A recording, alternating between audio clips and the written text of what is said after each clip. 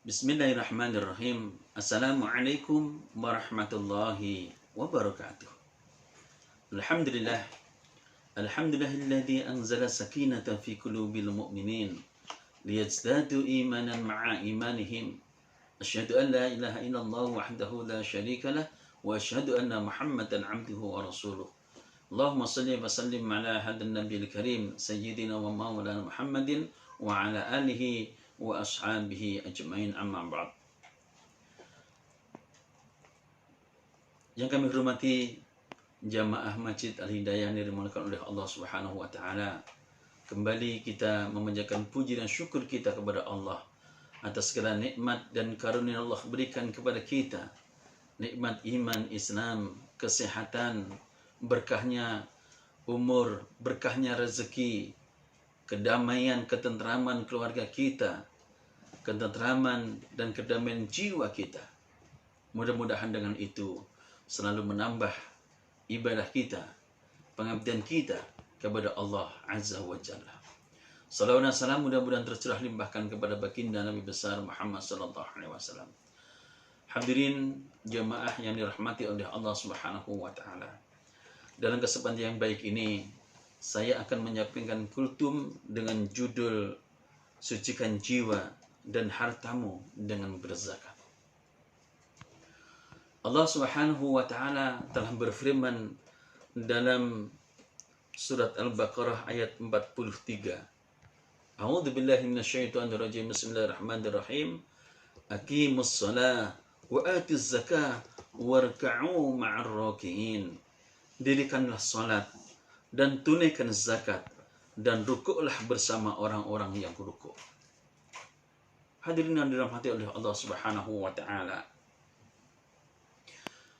Dalam ayat ini Allah Subhanahu wa taala sengaja menyandingkan bahwa kata zakat sama dengan kata salat.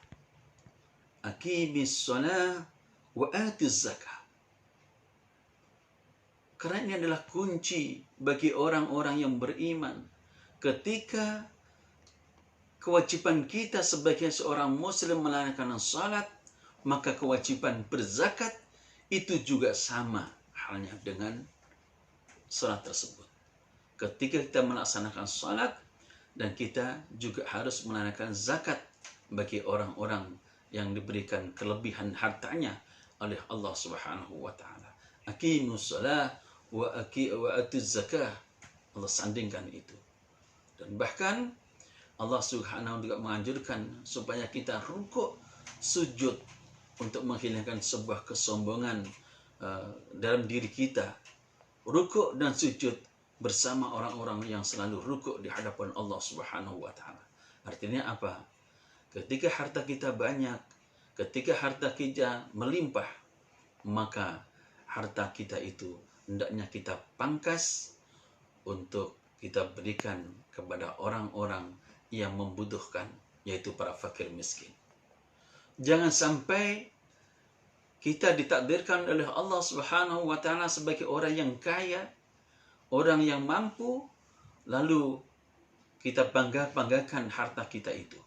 Kita banggakan rumah kita, kita banggakan kendaraan kita, kita banggakan perusahaan kita. Sehingga tidak ada sedikit pun rasa barangkali belas kasihan kepada orang-orang yang tidak mampu di lingkungan kita. Dalam ayat yang lain, Allah Subhanahu wa taala juga berfirman dalam surah At-Taubah ayat 103, dan ini adalah sebagai kunci buat kita, yaitu a'udzubillahi minasyaitonirrajim. Bismillahirrahmanirrahim. Khudh min amwalihim shadaqatan tutahhiruhum wa tuzakkihim biha wa shalli 'alaihim innas salataka sakanun lahum wallahu sami'un 'alim. Ambillah zakat dari sebagian harta mereka. Dengan zakat itu kamu membersihkan dan mensucikan mereka, dan doakanlah mereka, karena sesungguhnya doamu dapat memberi ketenangan bagi mereka, dan Allah Maha mendengar lagi maha mengetahui. At-Taubah ayat 103. Hadirin yang dirahmati oleh Allah Subhanahu wa taala. Ayat ini jelaslah bagi kita semua yang punya harta yang banyak, yang merasa mampu dan sampai kepada nisabnya, kita diwajibkan untuk berzakat. Berzakat mengeluarkan sebagian harta kita sebagai hak para fakir miskin, orang yang tidak mampu. Di dalam harta kita memang ada hak mereka. Maka bahasanya adalah dalam Al-Quran, khud, ambillah. Kalau ada orang yang kaya, hartanya melimpah, tapi tidak mau berzakat, maka ambillah kewajiban kita sebagai amilin barangkali. Harta mereka itu kita ambil, kita datangi, kita ambil. Bahwa kita diberikan penyadaran bahwa di balik harta yang melimpah ini sesungguhnya ada hak bagi orang-orang yang miskin. Hadirin yang dirahmati oleh Allah Subhanahu wa taala. Dengan berzakat ini sebenarnya bukan tidak hanya bermanfaat untuk orang-orang miskin saja. Dengan harta yang kita zakatkan kepada orang-orang yang tidak mampu, itu juga akan membersihkan harta-harta kita dari segala tercampur aduknya mana yang halal dan mana yang haram. Dan bisa memberikan jiwa kita, bisa membersihkan hati kita, bersih dari rasa angkuh, bersih dari rasa sombong karena kita merasa kaya, merasa lebih mampu, sementara orang lain adalah dianggapnya semuanya rendah. Dianggapnya rendah. Sehingga dengan kita berzakat, insya Allah mampu membersihkan itu semua. Ya.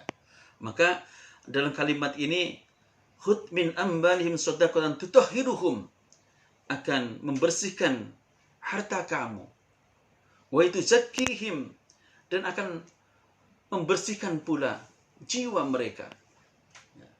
Dengan harta kita akan terselamat, dengan zakat maksud kami, kita bisa terselamatkan dari berbagai musibah, dari pencurian, dari kebakaran. Dengan harta kita jiwa kita terselamatkan dari berbagai musibah, terselamatkan juga dari berbagai sifat-sifat hati yang tidak baik, sombong, congkak, iri hati, tidak senang kepada orang lain yang bahagia. Kita dibersihkan jiwa kita.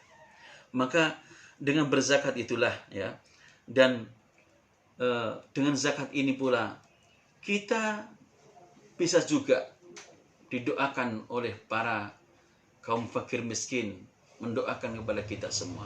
Dalam ayat ini juga dikatakan, wasalli alaihim inna salataka sakanun lahum, maka doakanlah mereka karena sesungguhnya doamu itu akan memberikan ketenangan bagi mereka. Ketenangan dari apa? Dari nilai kesombongan kita. Ketenangan dari pencurian, takut harta kita dicuri. Ketenangan dari harta kita takut hilang, harta kita takut habis. Ya. Jiwa kita menjadi tenang, kedamai, tenang karena telah melaksanakan perintah-perintah Allah Subhanahu wa taala. Kita doakan.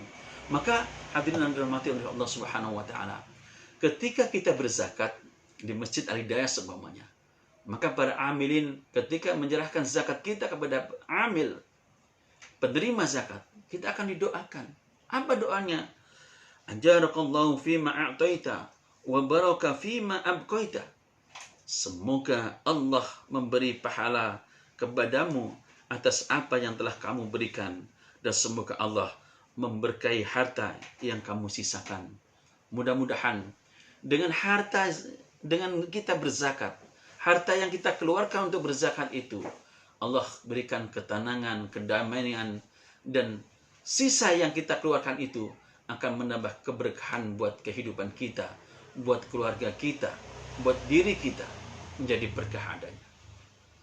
Hadirin yang dirahmati oleh Allah Subhanahu wa taala. Ini adalah sebuah kesempurnaan dalam menjalankan ajaran Allah Subhanahu wa taala. Karena zakat mengeluarkan zakat adalah rukun Islam yang keempat. Dengan kita melaksanakan seluruh rukun Islam, insya Allah nilai keislaman kita juga akan bertambah sempurna.